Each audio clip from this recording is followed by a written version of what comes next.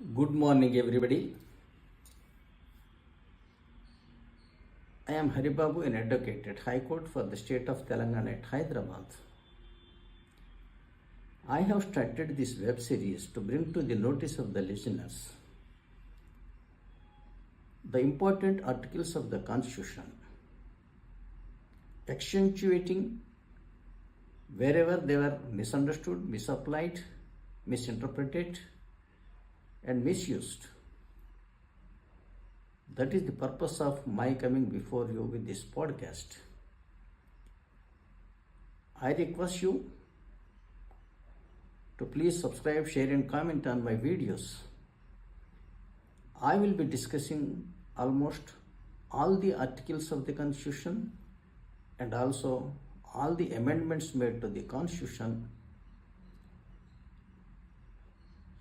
to understand where it went wrong and how it went wrong. Whether it went wrong or not is not in doubt.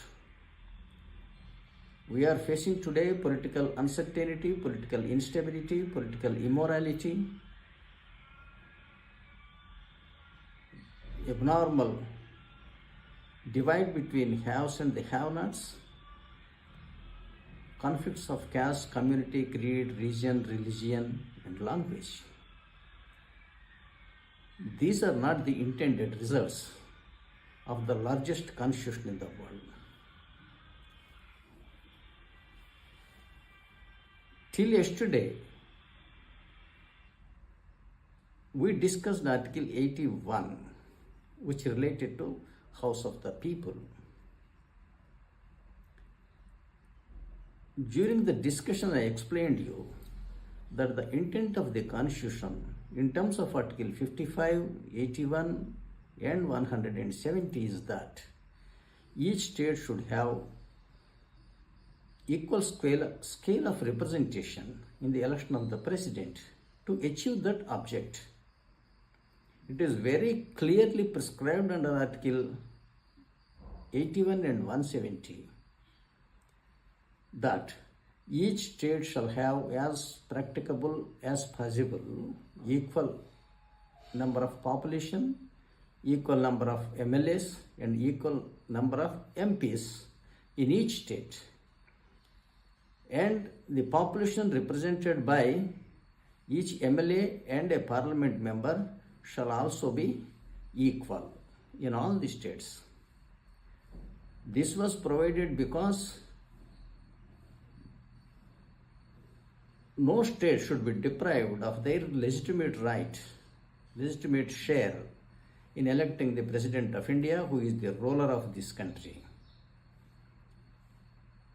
Unfortunately, that was misunderstood by Indian leaders and they made mess of it. They divided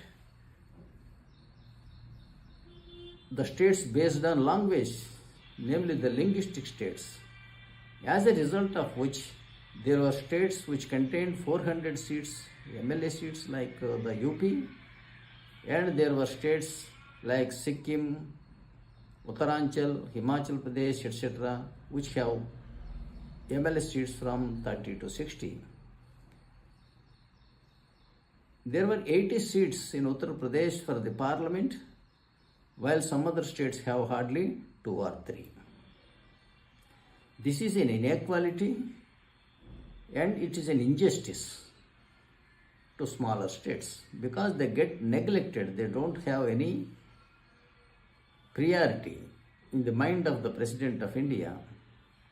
So I also told that agitations to bifurcate their country into a smaller pieces are born out of ignorance of the Constitution. Thereby, the people of that state get a reduced right in electing the ruler of this country. Now let us come to discuss Article 80, which related to Council of the States.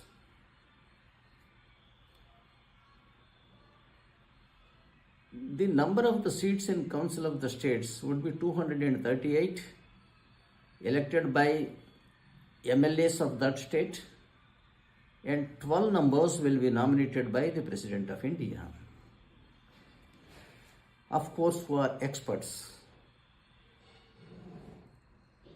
in culture, art, science, literature, and social service.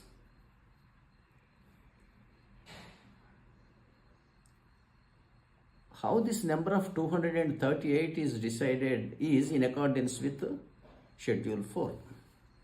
We need not go very deep into that subject, because whether it be 238 or 338, it doesn't make any difference as long as it is uniform and equal among all the states. I am discussing this particular article because I wanted to bring to your notice a very important provision of this constitution.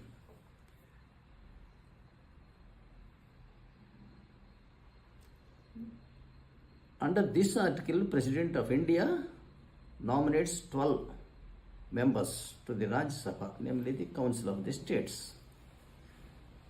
We have seen in the election of the President of India, these elected members of the Council of States are not entitled to vote. We knew the President of India is elected by all the MLAs in India and members of both houses of the parliament, excepting these nominated Rajya Sabha members. I also told you that he is the only elected executive in India. Yet, of course, he is not